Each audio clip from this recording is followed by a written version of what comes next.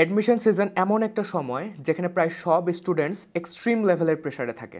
একটা স্টুডেন্ট অনেক ট্রাই করলো, সে দিন রাত পড়াশোনা করলো, কিন্তু কোনো কারণে সে পারলো না। ওই এক্সামের একটা দিন তার মাথা ঠিকভাবে কাজ করলো না, সে তার বেস্ট আউটপুট দিতে পারলো না, কিন্তু সে তো ট্রাই করছিল, তাও তো হইল না।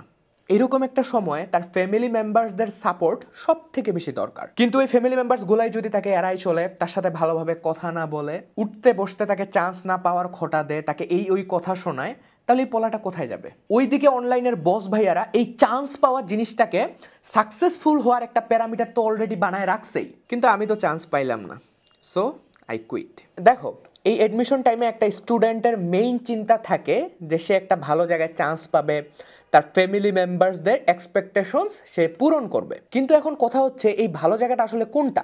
এটা কি বুয়েট, ডিএমসি নাকি ঢাকা ভার্সিটি? দেখো, ভালো জায়গা বলতে কিন্তু দুনিয়াতে আসলে কিছু এক্সিস্টই করে না। The only real thing is ভালো মানুষ। অ্যান্ড মানুষ হিসেবে আমাদের সবার লাইফে একটা পারপাস আছে।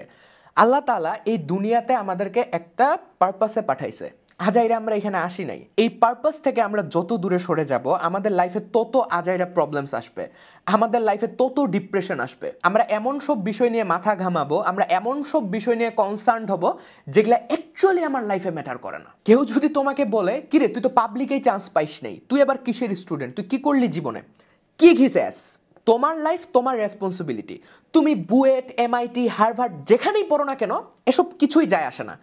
একমাত্র যে জিনিসটা যায় আসে সেটা হচ্ছে তুমি কি বিলিভ করো। যদি তুমি এটা বিলিভ করো যে ইউ উইল বি সামওয়ান যাকে গোটা ওয়ার্ল্ড মনে রাখবে, then you will be that man. You are a king man, rule the world. তোমার মাথায় মরার চিন্তা কেন আসবে? আমরা তো সবাই একটাই জীবন পাইছি, আর তুমি ওইটাই শেষ করে দিতে চাচ্ছ।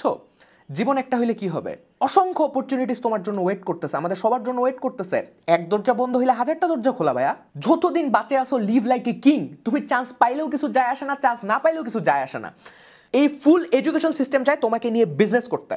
তোমার লাইফের কোনো ভ্যালু তাদের কাছে নাই, তুমি তাদের কাছে জাস্ট একটা প্রোডাক্ট। তাদের কাছে তোমার রেজাল্টের ভ্যালু আছে আর তোমার টাকার ভ্যালু আছে। দেখো বস, আমরা কেউ যেমন ডক্টর হব, কেউ আবার ক্রিকেটারও হব, কেউ যেমন টিচার হব, কেউ ইউটিউবার হব। তোমার যদি মরার চিন্তা কখনো মাথায় আসে, জাস্ট একবার ভাবিও, তোমার জীবনটা কিন্তু সৃষ্টিকর্তার দেয়া সব থেকে বেস্ট একটা গিফট। তুমি শেষ নবীর উম্মত, তুমি অলরেডি কত সাকসেসফুল। কেন তুমি আজাইরা রেজাল্টে নিজেকে জাজ করতেছো? 2 দিনের দুনিয়ায় 1.5 দিনে আমরা যদি আজাইরা মার্ক, রেজাল্ট, মানুষ কি বলবে এসব নিয়ে প্যারা খাই, তাহলে আমরা বাঁচবো কোন সময়? আমরা না আসলে খুব ভীতু। লোকে কি বলবে এই এক ভয় আমাদের বিশ্বাসটাকে ধীরে ধীরে শেষ করে দেয়। আরে ভাই, কিসের ভয়? ভয় পাবো এক আল্লাহকে, আর কাউরে গুনার টাইম নেই। সব থেকে বড় কথা কি জানো? আল্লাহ তাআলা আমাদের সবাইকে একটা ইউনিক গিফট দিয়ে পাঠাইছে এই পৃথিবীতে, কিন্তু এই ফাউল এডুকেশন সিস্টেমের জন্য আমরা সেই ইউনিক গিফটটাকে খোঁজার টাইমই পাই না। আর একটা বিষয় হচ্ছে যে আমরা আসলে দুইবার মরি।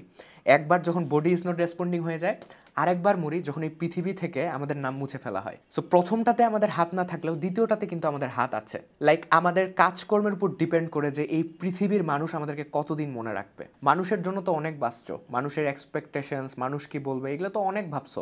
একবার নিজের জন্য বাঁচো। Don't be a loser. Make your name proud. Do what actually matters and live your dream life every single day.